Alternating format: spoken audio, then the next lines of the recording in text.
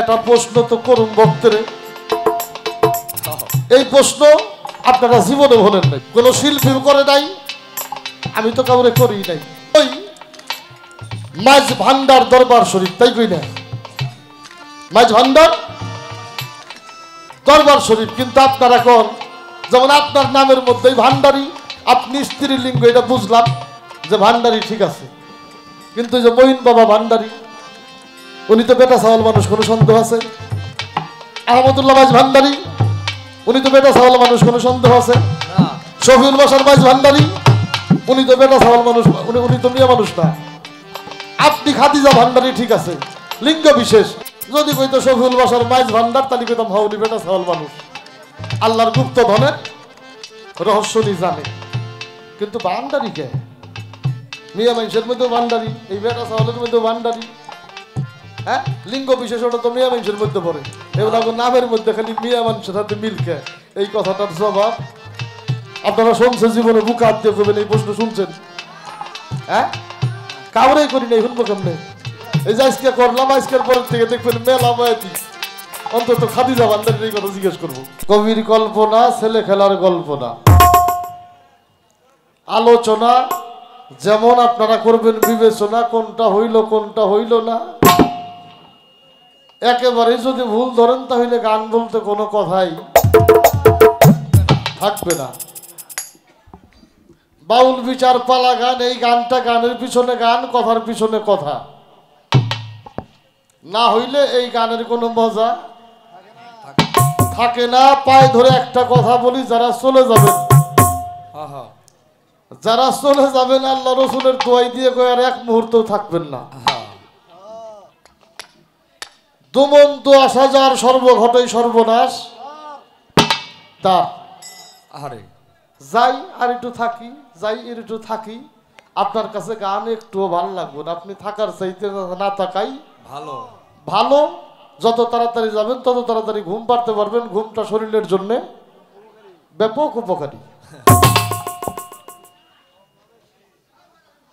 যে মিউজিকটা বাজাইলাম, যেজন প্রেমের ভাব জানে না, তার সাথে নাই লেনা দেনা, খাঁটি সোনা বাড়িয়ে জেনে নকল সোনা, হে তো শুনাইছে না। এটা তার কোনো কথার জন্য না, তার কোনো গানের জন্য না। এই মিউজিকটা বাজাইলাম, ওনারাও যন্ত্র দিয়ে বাজাইলো। ও আমার দহরদি আগে জানলে, আগে জানলে তোর ভাঙ্গা।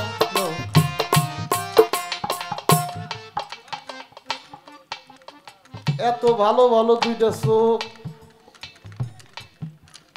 নৌকায় চড়লেন, চোখ দিয়ে দেখা দরকার ছিল না, এটা ভালো না ভাঙ্গা?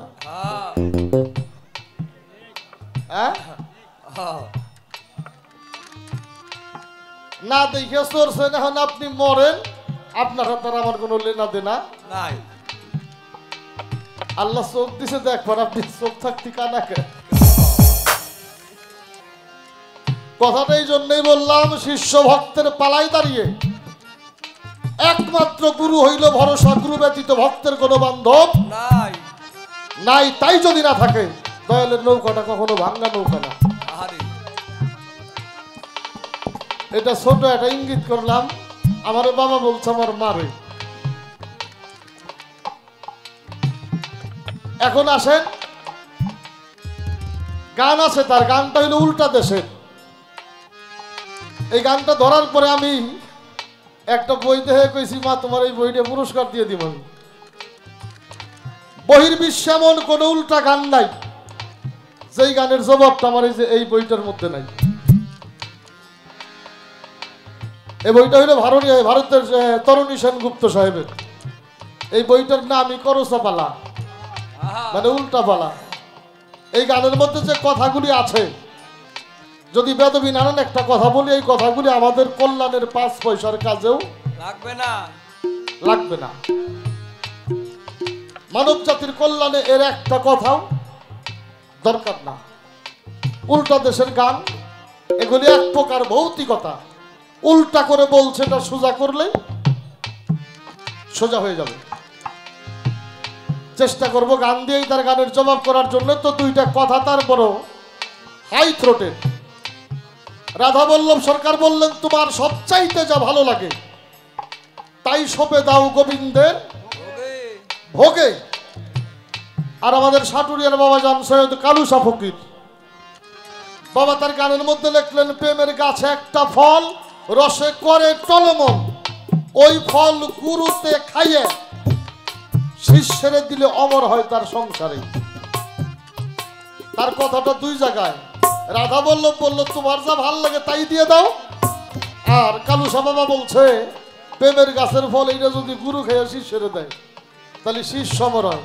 তার কথা হইল, গুরুই কি ভক্তরে দিব না ভক্তই গুরুরে দিব? এখন রাধা বল্লভেরটাই ঠিক হইল না কালুসা ফকিরের কথা ঠিক হইল? অত্যন্ত হাই থ্রোটের আলোচনাটা করার জন্য চেষ্টা করব। আর এত ছোট মাথার মধ্যে এত বড় কথা ধরা, এই জন্য আমি এই মাথারও ধন্যবাদ জানাই।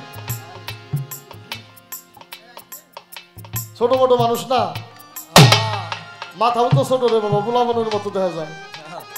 এই মাথার মধ্যে এত বড় একটা কাউন্টার ধরা সাধারণ বিষয় না, ধন্যবাদ জানাই। তো তার আগে বইটা দে আমার মায়ের, এই গানটা শুনে না, এগুলো এমনি শোনাই। হ্যাঁ, অল্প সময়ের মধ্যে একটু লক্ষ্য করুন। তার এই গানটার মধ্যে আছে, উল্টা কথার ভাও করিয়া দিয়া যাও হে গুরু ধন, জন্মের আগে খাইতে গেলাম ভূতের বাড়ির নিমন্ত্রণ, যাদের দিয়ে দুনিয়া আলো সে গেল গো দেখতে কালো, সাপের মনি ব্যঙ্গে নিল ময়ূর পলায় কি কারণ, বাবা যেদিন মারা গেল সেদিন মা যুবতী হলো, আমি সেদিন কিরূপ বলো পাই না কথার নিরূপণ, ভাইয়ের দেখা হলো পথে ভগ্নি গিয়ে উঠল রথে, আমাবর্ষা পূর্ণিমাতে কোথায় হয় চন্দ্রগ্রহণ, শিয়ালের সিং সাপের ইপাও বলো গুরু আমায় এনে দেখাও, জ্বালালে কয় ঠিক করে দাও, উল্টা কথার বিবরণ তুমি হয়ে যাবা। হ্যাঁ, আমরা আগে ছোট গেলে মুরব্বীর কাছে শুনছি, যারা হাবের পাও দেখে ওরা নাকি রাজা বাদশা হয়, যারা শিয়ালের সিং দেখে ওরাও নাকি রাজা বাদশা হয়ে যায়। হ্যাঁ, আপনাদের দেশে গুই সাপ আছে না? আছে। এই কথা শুনে খালি এই সাপের পাও খুঁজি আর শিয়ালের সিং খুঁজি। তো শিয়াল দিকে তো ভয় পাই, আর সাপ তো মাঝে মাঝেই বেরোয়, মাঝে মাঝেই দেখাই যায়। আমাকে বাড়ি আছে নারকেল গাছ, এই নারকেল গাছের গোড়ায় ছোট একটা গুই সাপের বাচ্চা, এই সুন্দর পাও ফেলে দই পেরে হাইটে যাই, পেলাম কাম হয়েছে। মারা যায় গেলাম, মা তোমার আর আমার নিয়ে চিন্তা ভাবনা করে খাম নাই। বললাম, আমি নিশ্চিত রাজা হইতেছি। কি কও তুমি? বললাম, হ্যাঁ, তোমরা কও নাই যে সাপের পাও দেখলে রাজা বাদশাহ? কয় হয়তো। বললাম, আমি নগদে দেই গাইলাম। মা কই, তাহলে আমার দেখাও। গুই সাপ তো দ্রুত চলে না, হারামজাদা অন্ত সরে নাই। মা রাতে ধরে নিয়ে গেছে, গুড়গুড় করে হাঁটতেছে, কই ইয়ে দেখে আবার রাজা বাদশাহ হইবে গুই সাপ।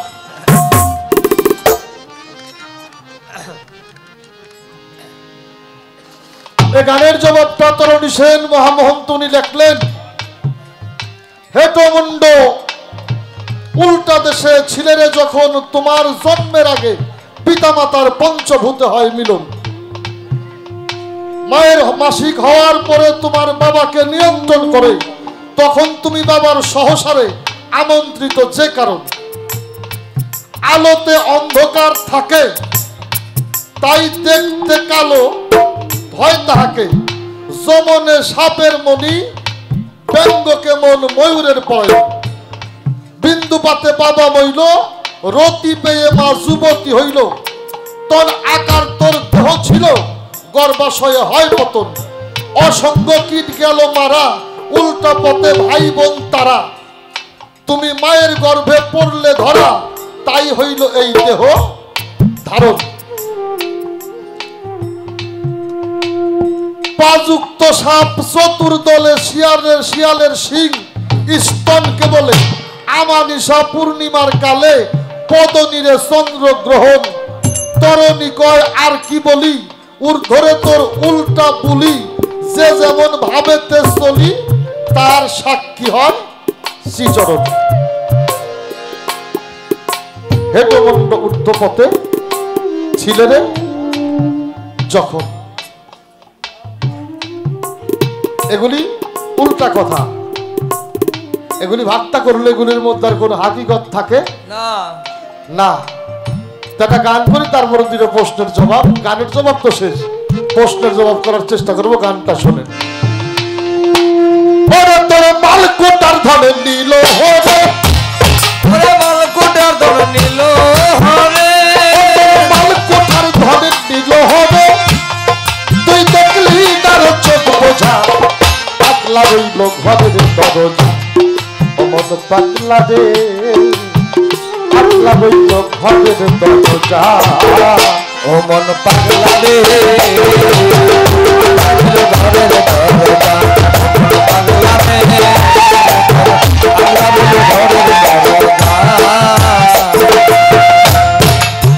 10 দরজার এক দরজা বল, এই দরজা কিনতে করলি ভুল, এই সপনে হয়ে মত দেখি সরষে ফুল। ও তুই দিলি সরষে ফুল, ও তুই দিলি সরষে ফুল। 10 দরজার এক দরজা বল, এই দরজা কিনতে করলি ভুল, এই সপনে হয়ে মত দেখি সরষে ফুল। ও তুই দিলি সরষে ফুল, ও তুই দিলি সরষে ফুল।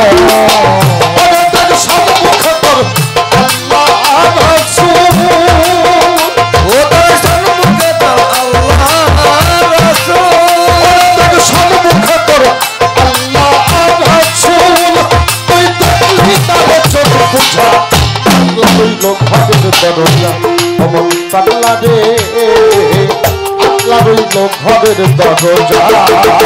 অমন পাগলা রে,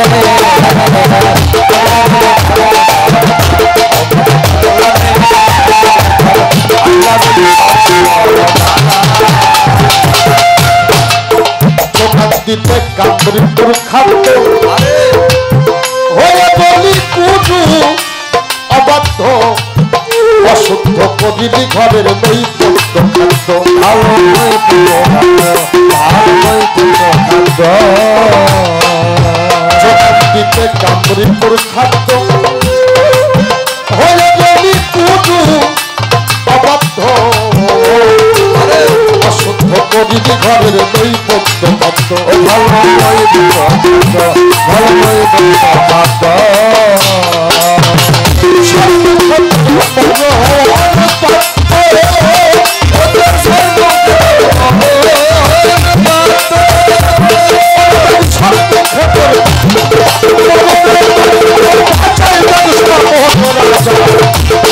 হইল ঘরের দরজা।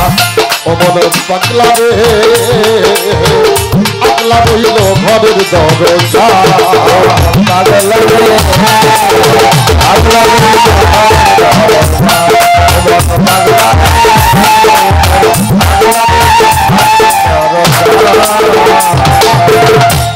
অসীম বলে থাকতে সুসময়, পাহাড়া দর লাগা দরজায়, চাই আছে তা সামাল করো, ধরো গুরুর পায়।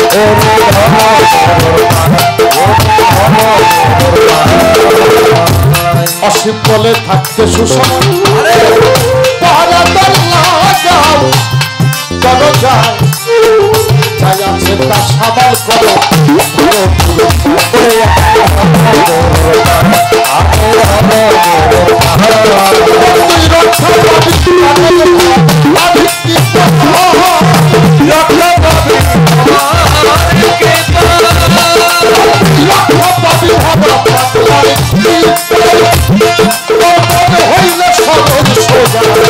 পাগলা রইল ঘরের দরজা।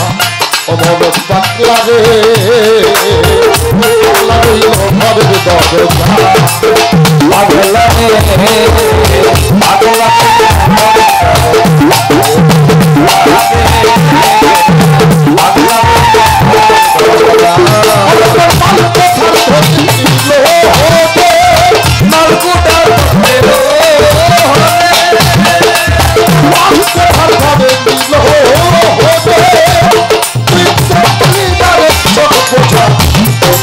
ঘরের পাগলা রে বলবো ঘরের দরজা পাগলা রে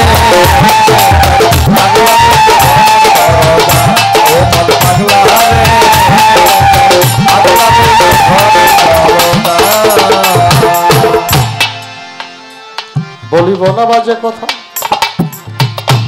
আসলে কথাই যাই যেইভাবে তো প্রশ্ন করলো ভাবি খাবি খাবি যাই ধন্যবাদের ধন্যবাদ ধন্যবাদ দিই তার যেইভাবে তো আমার কাছে প্রশ্ন গেল সবচাইতে যা ভালো লাগে তাই সবে দাও গোবিন্দ ভোগে কালু বাবা বলল প্রেমের গাছের ফল যদি গুরু খাইয়ে ভক্তরে দেয় তাই লবর হয় কোনটা ঠিক হবে দুইটাই ঠিক দুইটাই ঠিক একটা হইল আগে আর একটা হইল পরে দুইটা কথারে যদি একটা জায়গায় সীমাবদ্ধ করি তাহলে হবে না একটা হইল আগে আর একটা হইল পরে আপনাকে যদি বলি আপনার সবচেয়ে ভালো লাগে কি আপনি কি বলবেন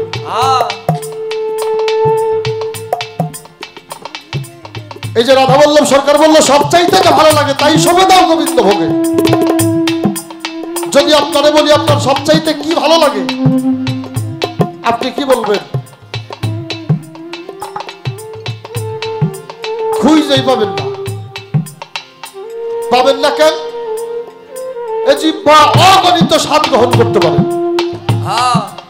কখন জিহ্বার কাছে কোনটা ভালো লাগে এটা জিহ্বাই ভালো জানে আপনিও জানেন না কারো বাড়ির গরুর গোস্ত ভালো লাগে না কারো বাড়ি যে মরিচ বাটা দিয়ে ভাত খাওয়া এটা গরুর গোস্তের চাইতে অনেক বেশি ভালো লাগে এরকম হয় না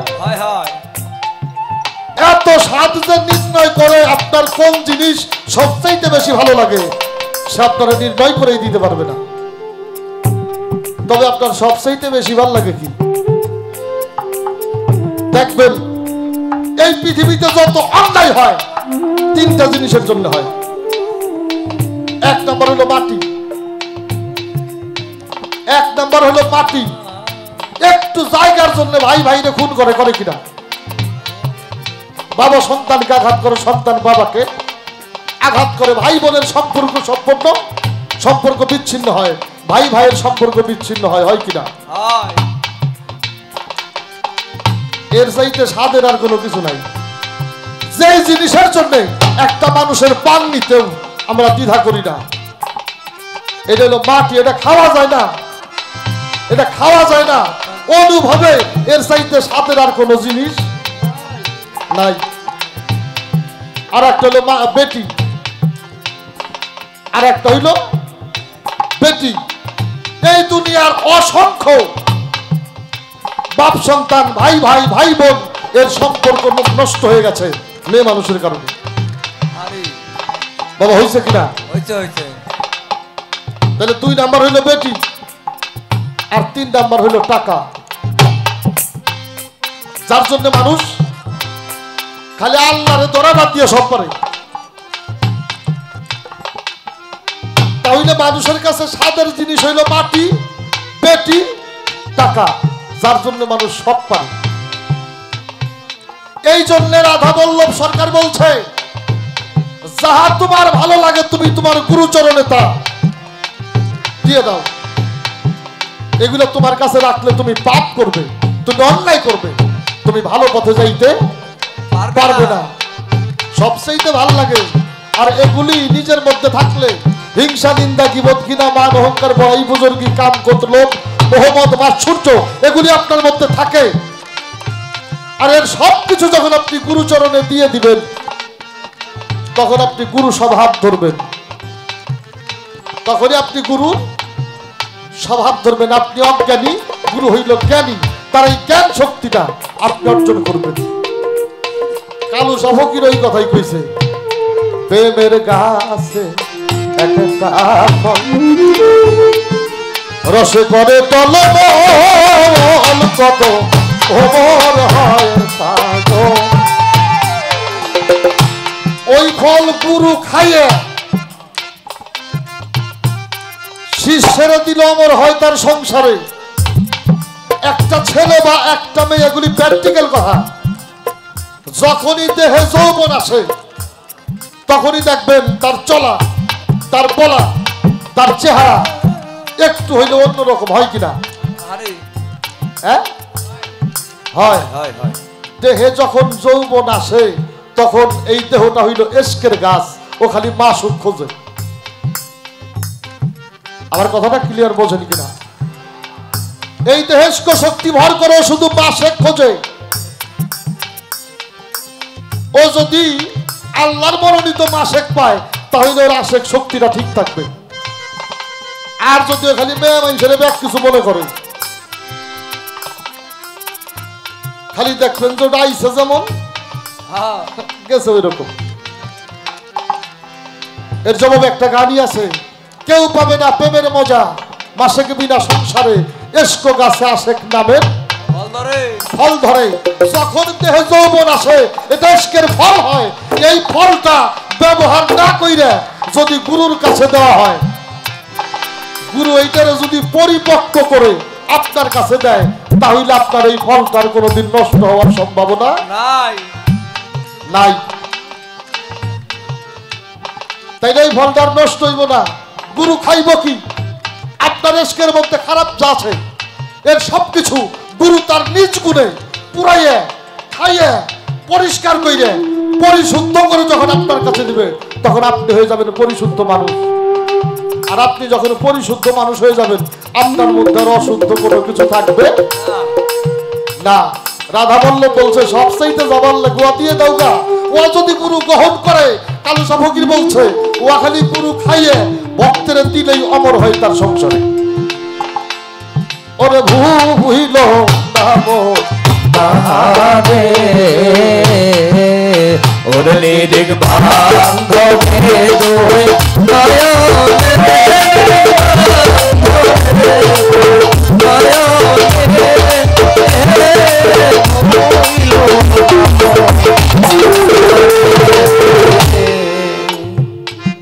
চেষ্টা করলাম কথাটা ক্লিয়ার করে বোঝানোর জন্য। এটা নিয়েও মেলা মানুষ মেলা মন্তব্য করছে, মেলা গুরু ভক্তের মধ্যে এটা নিয়েও মেলা কাহিনী আছে উল্টা পাল্টা। হ্যাঁ, কিছু কিছু সাধক ব্যক্তিরা আমাদেরকে বুঝাইতে যেয়ে কিছু কথাগুলি এমন করে রেখে গেছে যে বুঝছে সে পাইছে মনি, হইছে ধনী, আর যে বোঝে নাই সে হইছে পদে পদে খুনি। যারা বোঝে নাই তারা পদে পদেই হয়ে গেছে খুনি। এই জন্য যৌবনটা যখন আসে, গুরু ধরা মানুষ যারা পায়ে ধরে একটা কথা বলে যায়, যদি ছেলে জন্ম দিয়ে থাকেন দেহে যৌবন আসার আগেই একটা মানুষের কাছে আপনার ছেলেটারে নিয়ে বায়াত পরাই দেবেন। গুরু যদি গ্রহণ করে তার সমস্ত কুস্বভাব উঠাই নিয়ে সুস্বভাবগুলি তার মধ্যে দান করবে। আর এই সুস্বভাবী সন্তান যারা, তারা কখনো বাবা মারে কষ্ট দিতে পারবে না। সুস্বভাবী সন্তান যারা, তারা কখনো অন্যায় করতে পারবে না। সুস্বভাবী সন্তান যারা, তাদের দিয়ে ভালো কর্ম ছাড়া কখনো মন্দ কর্ম হবে না। আর যদি মনে করেন আমি নিজেই বিশ্বাস মনে করে দেখেন না জীবনে কোনোদিন কারো কিছু চুরি করছেন কিনা, ওটা আপনার ছাওয়ালও করবো। ওটা যে আপনার ছাওয়ালের বিশ্বাস হয়েছেন না, আপনি তো একদিন চুরি করছেন, ওটাও করবো না। ভক্তের হাতে গুরুর গুণ, এই গুণ নিতে হইব, তাই হবে না। নিজে পিসাব না হইয়ে একজন খেলাফত তত্ত্ব পিসাবের কাছে নিজের ছেলেটা দিয়ে দেন, সে যদি তার খারাপ গুণগুলি গ্রহণ করে, মনে হয় ওই সন্তান আপনার সাথে খারাপ আচরণ করতে পারে না। অনেকগুলি মিডিয়া আছে, চ্যালেঞ্জ করে একটা কথা বলতে পারি, এই তরিকার মধ্যে আমরা যারা তরিকার মানুষ, এদের মধ্যে যতটা সুশৃঙ্খলতা আছে, তরিকা ছাড়া মানুষের মধ্যে এত সুশৃঙ্খলতা নাই। এই তরিকতের মানুষ যেভাবে বাবা মায়ের সেবা করে, আমি দেখি এই তরিকতের বাইরের মানুষ এরা বাপ মায়ের এইভাবে সেবা করে। কেননা আপনার সন্তান যখন এটা পীরের কাছে নিয়ে দেবেন,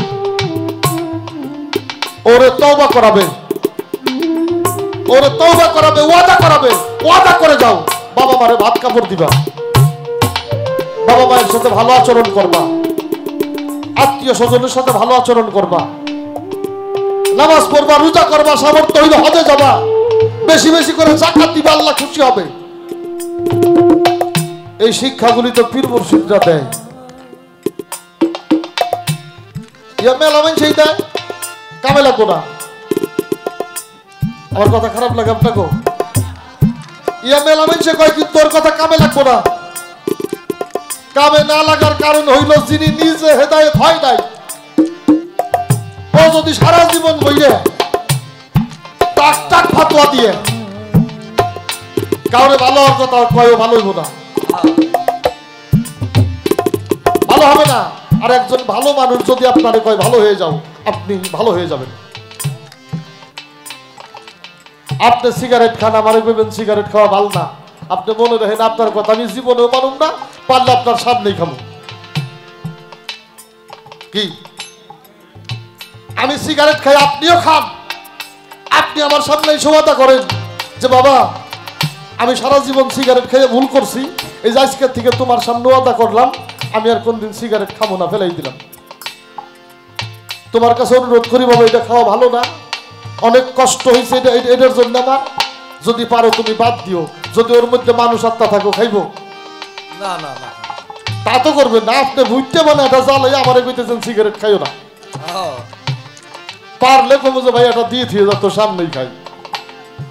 কানগা ও মন পাগলা রে আগলা হইল মনের দরজা, ও মন পাগলা রে আগলা হইল মনের দরজা। আল্লাহ রসুল রাস্তা দিয়ে যায়, বিধবা এক মহিলা দৌড়াইতে দৌড়াইতে হুজুরের সামনে যেয়ে দাঁড়াইছে, ইয়া রাসূলুল্লাহ একটু দাঁড়ান। আল্লাহ রসুল দাঁড়িয়ে গেছে, মা আপনি এইভাবে পাগলের মতো আমার সামনে আসছেন কেন? বলল ইয়া রাসূলুল্লাহ আমার একটা মর্জি, আমার একটা ফরিয়াদ। বলে কি? বলে আমি গরিব মানুষ তো, আমার ছেলেটা খুব মিষ্টি খায়, আপনি তো পাক নবী রাহমাতাল লিল আলামিন, তা আপনার মুখ দিয়ে যদি আমার ছেলেরে কইতেন বাবা তুমি আর মিষ্টি খাইও না, হয়তো আপনার কথাটা আমার ছেলে শুনতো আর আমিও আমার এই চাটার থেকে বেঁচে যেতাম, এই খরচ করলে আমার জীবিকা নির্বাহ হয় না। আল্লাহ রসুল কইল মা আপনি এক সপ্তাহ পরে এসেন। উনি এক সপ্তাহ পরে গেছে, ওনারা দেখে আল্লাহ রসুল বললো আমার আর একটা সপ্তাহ সময় দিতে হবে, আপনি আর এক সপ্তাহ পরে আসবেন। চলে গেছে। এক সপ্তাহ পরে আবার বললো মা এক সপ্তাহ সময় দিতে হবে, 3 সপ্তাহ কত হয়? 21 দিন। 21 দিন পরে ছেলেটার হাত ধরে মাথায় হাত দিয়ে আল্লাহ রসুল বললো বাবা তুমি আর মিষ্টি খাইও না, চলে যাও। মেয়েটা একটু ক্ষুব্ধ হয়ে গেল, মাত্র মিষ্টি খাইও না এই কথাটার জন্য আপনি আমার 3টা সপ্তাহ ঘুরাইলেন, কারণটা জানতে পারি? আল্লাহ রসুল বললেন মা আমি নিজেও মিষ্টি পছন্দ করতাম, আমিও খুব মিষ্টি খাইতাম, আমি মিষ্টি খাই আপনার ছেলের যদি না করি ও জীবনেও মানব না, এই জন্য 1 সপ্তাহের মধ্যে মিষ্টি খাওয়া ছেড়ে দিছি। আর 1 সপ্তাহ মনের পরীক্ষা করছি মন মিষ্টি চাই কিনা। আর 1 সপ্তাহ একেবারে বিশ্বাসে দাঁড়িয়েছি আমার জীবনে আর আমার আত্মা মিষ্টি চাবে না, ওরে না করছি ও আর মিষ্টি খাবে না। মেয়েটা চিৎকার দিয়ে বললো ইয়া রাসূলুল্লাহ আমার জন্য আপনার মিষ্টি খাওয়া বন্ধ হইতে পারে না, আপনি মিষ্টি খাবেন, আমিও চেষ্টা করব যতটুকু পারি আমার ছেলেরে মিষ্টি খাওয়ানোর জন্য। আমরা এই দলিল থেকে বুঝি যার নিজের মিষ্টি খাওয়ার অভ্যাস আছে ও জীবন বইরা যদি কয় কেউ মিষ্টি খাইও না ও জীবন ওর কথা মতো বাদ দিব না। এই জন্যে একজন হেদায়েতওয়ালা মানুষের কাছে আপনার ছেলেরে নিয়ে দিবেন, ওর কাছে গেলে পরেই ও হেদায়েত হবে, কেননা ওই লোক নিজেই হেদায়েত প্রাপ্ত। ও মন পাগলা রে আগলা হইল মনের দরজা, ও মন পাগলা রে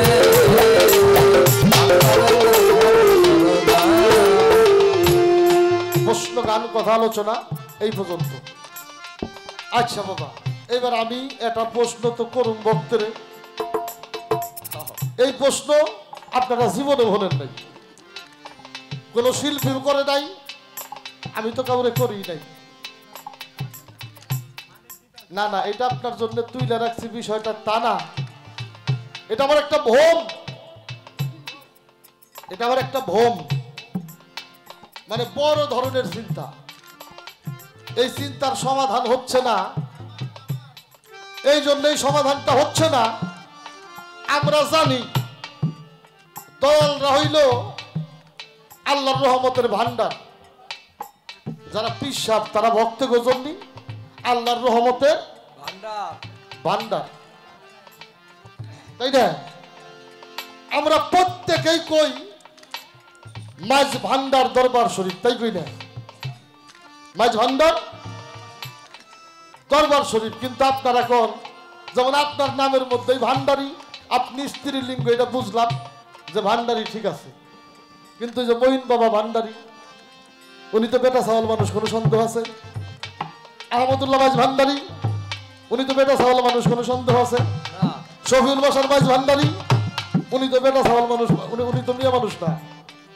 আপনি খাদিজা ভান্ডারি ঠিক আছে, লিঙ্গ বিশেষ। এই যে আপনাকে পীর শব্দ যে মানুষ ভান্ডারি কয়, এর কারণটা কি? মন পাগলা রে পাগলা রে ও মন পাগলা রে পাগলা রে ঘরে তবে এটা আমাকে শোনা দরকার কিনা? যদি কইতো শফিউল বাসার মাইজ ভান্ডার, তাহলে কইতাম হাউলি বেটা সাওয়াল মানুষ, আল্লাহর গুপ্ত ধনের রহস্য নি জানে। কিন্তু ভান্ডারি কে? মিয়া মানুষের মধ্যে ভান্ডারি, এই বেটা সাওয়ালের মধ্যে ভান্ডারি। হ্যাঁ, লিঙ্গ বিশেষ ওটা তো মিয়া মানুষের মধ্যে পড়ে, এবার নামের মধ্যে খালি মিয়া মানুষের সাথে মিলকে। এই কথাটার জবাব আপনারা শুনছেন জীবনে, বুক হাত দিয়ে করবেন, এই প্রশ্ন শুনছেন? হ্যাঁ, কাউরেই করি নাই, শুনবো কেমনে? এই যে আজকে করলাম, আজকের পরের থেকে দেখবেন মেলা বয়াতি, অন্তত খাদিজা ভান্ডারির এই কথা জিজ্ঞেস করবো। আপনারা যারা বাবা মা আছেন, অবশ্যই ছেলে সন্তান আপনাদের আছে, সন্তান আছে। আপনারা সন্তানদেরকে হক্কানি আল্লাহওয়ালা যারা, তাদের কাছে বায়াত করে দিবেন ছোট সময় থেকে। হ্যাঁ, আমি তো বলতেছি। আচ্ছা, মেয়ে থাক, ওইটা লাগবো না। আচ্ছা, আমি কথাটা বলতেছি। আচ্ছা, আপনারা যে মনোযোগ দিয়া মানে জ্ঞান দিয়েই বুঝার চেষ্টা করতেছেন, প্রমাণ হয়ে গেল। ছেলেদেরকে বায়াত গ্রহণের কথা বললো, যে যারা বায়াত গ্রহণ নিয়েছে, যারা বায়াত হয়েছে, তরিকার পক্ষে আছে, এমন একজন মানুষও নাই যারা বাবা মার খেদমত সেবা করে না। তারা বাবা মাকে ভালোবাসে, সম্মান করে, মহব্বত করে। অন্যান্য সন্তানের মতো তারা হয় না, তারা হয় একটু ভিন্ন রকম। আপনার কথা মাইনে নিলাম, সুন্দর। আমার কথা হইল, শুধু ছেলেরাই বায়াত হবে, মেয়েদের কি বায়াত হওয়ার কোনো? এই হইল এক কথা। আরেকটা কথা হইল, বায়াত হইলেই মা বাবাকে সেবা করবে, বায়াত ছাড়া সেবা করবে না। আপনি বললেন আপনি করছেন চুরি, আপনার পোলাই কি, আপনার সাওয়ালে কি ভালো কিছু করব? আমি তো জানি চুরের ঘরতেও মুমিন হয়। সারা জীবন অন্যায় কাজ করছে, খারাপ কাজে লিপ্ত হইছে, তার বাবার এত বাজে মন্দ স্বভাব, কিন্তু সন্তান হয়ে গেছে ভালো। মানুষ বলে যে এই ছেলেটা এমন একটা খারাপ বাপের ঘরে হইছে, কিন্তু ছেলেটা মানুষের সাথে কখনো চোখ তুইলা গরম হয়ে কথা বলে না, ছেলেটা ভালো। আবার ইমাম সাহেবের ছেলে চুরি করে ধরা পড়ে। আমি বুঝতাছি না কি যে করবো আমি। আচ্ছা, আপনারা আশিকে রাসূল ওয়াইশ করুনি পাগলের নাম শুনছেন তো? উনি কি বায়াত নিছিল? হ্যাঁ, কথা কয় না কে? টাকা পয়সা চাইছি নাকি? কথা কইলে টাকা লাগে? উনি বায়াত নাই। উনি নবীর নামের উপরে আশিক ছিলেন, মহব্বত করে নবীরে ভালোবাসতো। নবীরে ভালোবাসতে বাসতে তার এক এক করে 32 দন্ত ফেলে দিছিল, একটা দন্ত রাখে নাই। সে মা রে নিজের কাঁধের মধ্যে একটা পুটুলির মধ্যে করে সারা জীবন মায়ের সেবা করছে। সে তো বায়াত নাই। কি জানি, আমার দয়ালের যদি দয়া হয় তবে বলবে আসলে ঘটনাটা কি। মেয়ে ছেলেকে ভাগ করে দিলেন, মেয়ে আর ছেলে আলাদা একটা জিনিস। বললেন আপনি খাদিজা মাইজ ভান্ডারী, আপনি একটা মেয়ে মানুষ, স্ত্রীলিঙ্গ প্রলিঙ্গ থেকে যারা মাইজ ভান্ডারী, মঈন বাবা, মুজিব বাবা, শফিউল বশর, আল হাসানি, আল মাইজ ভান্ডারী, রিটা তো নারীর ক্ষেত্রে হবে, স্ত্রীলিঙ্গের বেলায় হবে, তাহলে পুরুষের ক্ষেত্রে এটা হলো কেন? এই এক প্রশ্ন করে দিলাম। এই প্রশ্ন আপনারা কেউ করে নাই, আর আজকের পর থেকে আরো অনেক প্রশ্ন আপনার সামনে আছে, এটা করবে। আমি মনে মনে ভাবছিলাম ঘরে বইসা যে আমারে দেখে আপনি একটা প্রশ্ন আমারে করবেন, এটা একান্তই আমার জন্য। কারণ আগে আসছে, আগে খাওয়া শুরু করে দিছে, ভাবছে আমি সাথে বয়ে খাইলে অনেক খাই ফেলবো। আমি ভাবছিলাম বিষয়টা এমন হইতে পারে, যাক পীর না হইলেও পীরের খেদমতি করি তো, এর জন্য একটু বুঝি আর কি ভাবসাব। আসলে রে বাবা,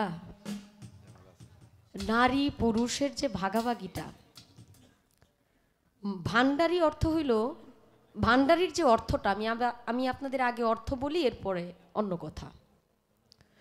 মাইজ হইল আমাদের যে চট্টগ্রাম মাইজ ভান্ডার শরীফ, এটা 3টা মৌজার মাঝখানে পড়ছে, মানে এমন একটা অবস্থানে, এমন একটা জায়গার মধ্যে পড়ে গেছে, যার জন্য যে আমরা বলি না মাঝখান তেমাথা বা 3 রাস্তার মোড়, কথাটা বলি না, এরকম 3টা গ্রামের যে মাঝখান, ওই জায়গার মধ্যে পড়ে গেছে মাইজ ভান্ডার শরীফটা, তো এটার নাম হইছে মাইজ। এখন ভান্ডারি, যে ভান্ডারি হইল ভান্ডারের রক্ষক যারা করে তাদেরকে ভান্ডারি বলে। আমি কিন্তু আসলে ভান্ডারি না, আমাকে কিন্তু অনেকে বলে খাদিজা ভান্ডারি। আমার যে ভিজিটিং কার্ড বা আমার সাথে যারা যোগাযোগ করে, ওখানে দেখবেন আমার নাম লেখা খাদিজা মাইজ ভান্ডারি। আমি কিন্তু সরাসরি ভান্ডারি উপাধিটা লাগাই না, কারণ আমি তো ভান্ডারের রক্ষক না। যারা ধন সম্পদকে রক্ষণাবেক্ষণ করে, এটা কি দুনিয়ার টাকা পয়সা? অবশ্যই দুনিয়ার টাকা পয়সা না। ভান্ডার ভীষণ এক গুরুত্বপূর্ণ জিনিস, ওই জায়গাটা বাদ।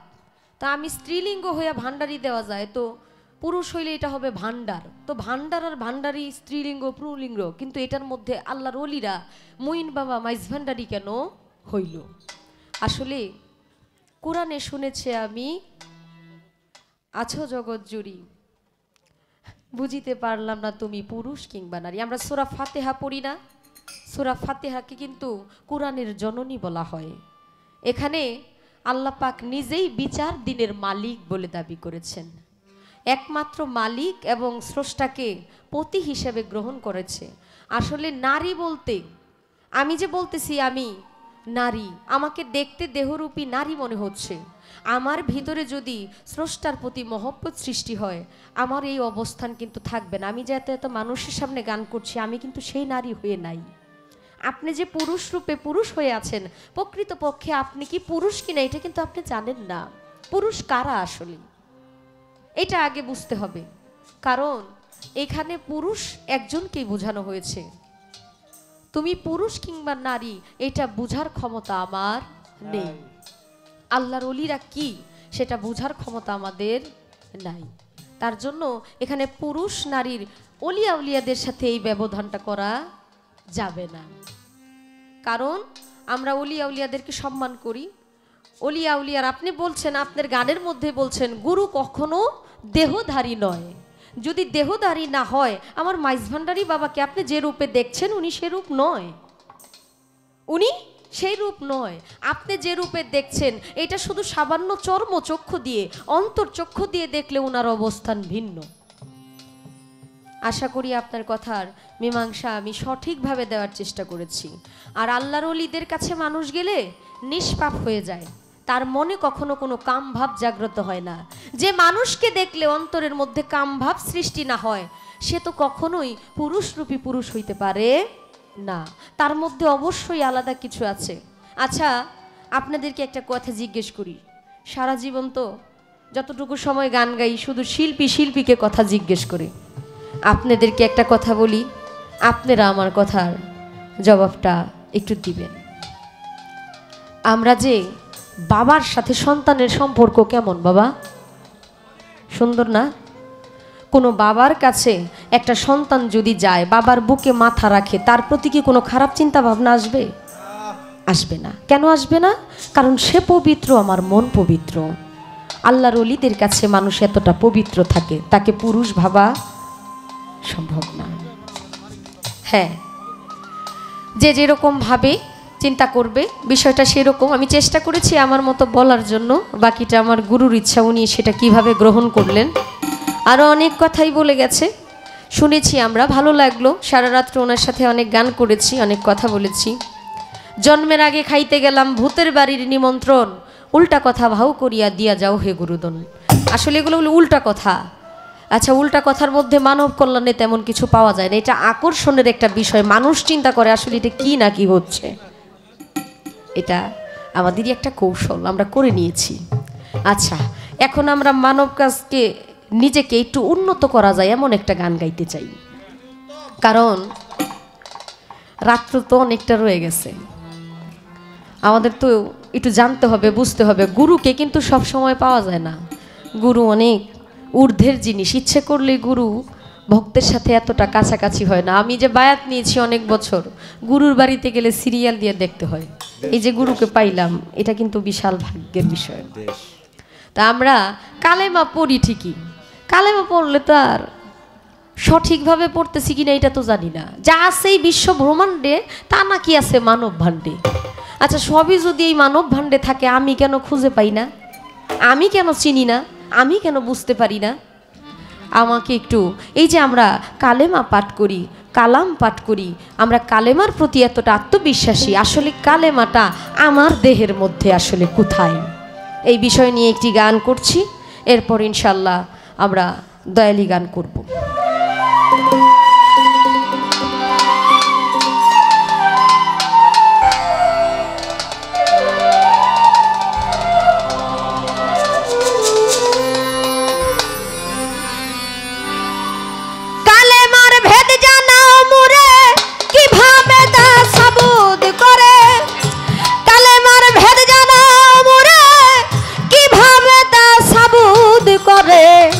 দেহের কলমা দেখব আমি চাইয়া, দেহের কলমা দেখব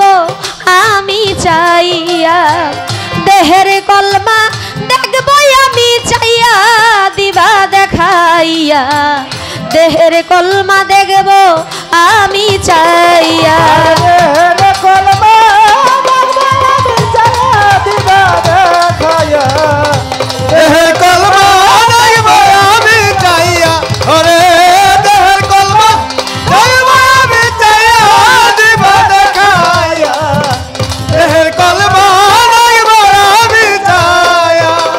কালাম হইতে কালেমা হইল, ভবে তাহা কেমনে আইলো, কোন জায়গায় তা গেল জমা হইয়া আমার কোন জায়গায় গেল জমা হইয়া আমার দয়াল রে, কোন জায়গায় গেল জমা হইয়া।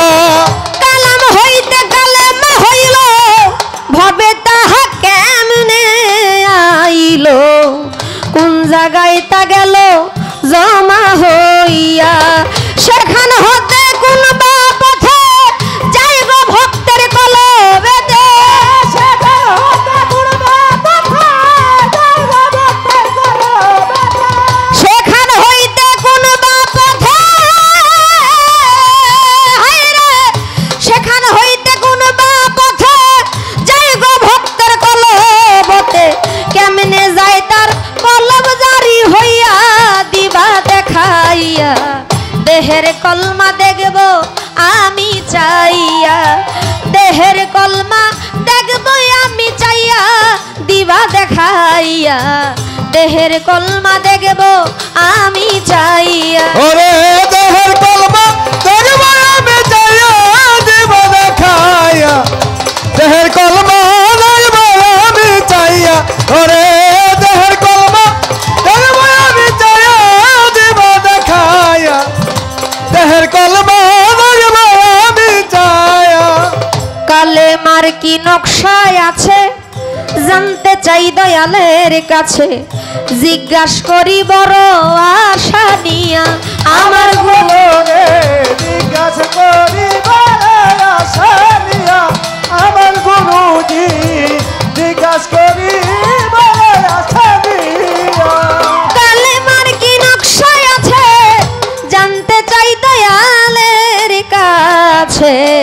জিজ্ঞাস করি বড় আশা নিয়া কলমের দরজা কয়টা বইলা দিবা বাপের বেটা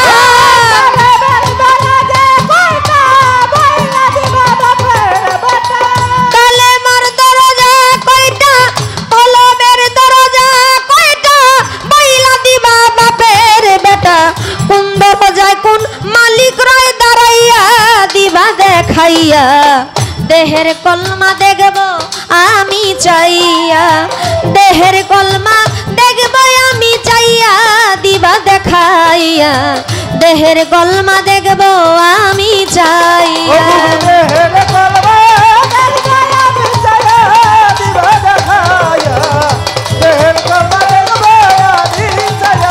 ওরে দেহের কলমা দেখব আমি চাইয়া দিবা দেখাইয়া দেহের কলমা দেখব আমি চাইয়া কোন দরজায় উকি দিলে মসজিদ একটা সামনে মিলে কোন নামাজ হয় কোন দরজা খুলিয়া আমার বাজানো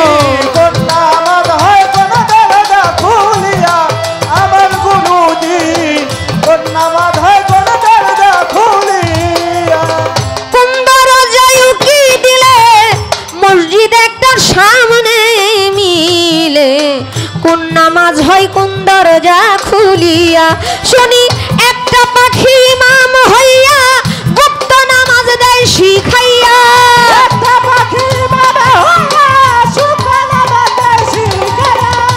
একটা পাখি ইমাম হইয়া শুনি একটা পাখি ইমাম হইয়া গুপ্ত নামাজ দেয় পড়াইয়া তিন সাগরের পানি দেয় খাওয়াইয়া দিবা দেখাইয়া দেহের কলমা দেখব আমি চাইয়া দেহের কলমা দেখব আমি চাইয়া দিবা দেখাইয়া দেহের কলমা দেখব আমি চাইয়া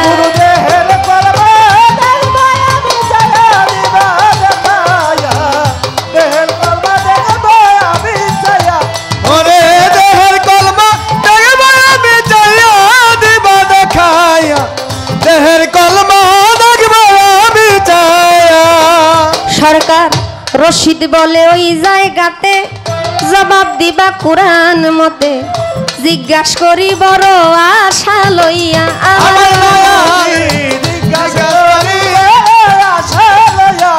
আমার গুরুজি জিজ্ঞাসা করিব আশা লইয়া সরকার রশিদ বলে ওই জায়গাতে জবাব দিবা কোরআন মতে জিজ্ঞাস করি বড় আশা লইয়া সত্য জবাব যদি দিবে অন্তর হতে ভক্তি পাবে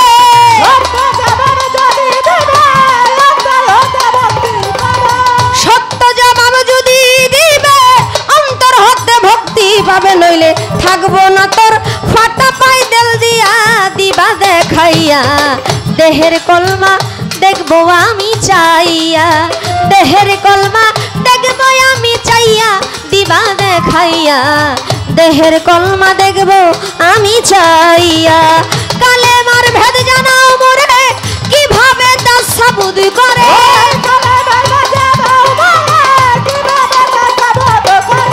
কালেমার ভেদ জানাও মোরে কিভাবে তা সাবুদ করে দেহের কলমা দেখবো আমি চাইয়া বাজান দেহের কলমা দেখবো আমি চাইয়া দিবা দেখাইয়া দেহের কলমা দেখবো আমি চাইয়া দেহের কলমা দেখবো আমি চাইয়া দিবা দেখাইয়া দেহের কলমা দেখবো আমি চাইয়া দেহের কলমা দেখবো আমি চাইয়া দিবা দেখাইয়া দেহের কলমা দেখবো আমি চাইয়া।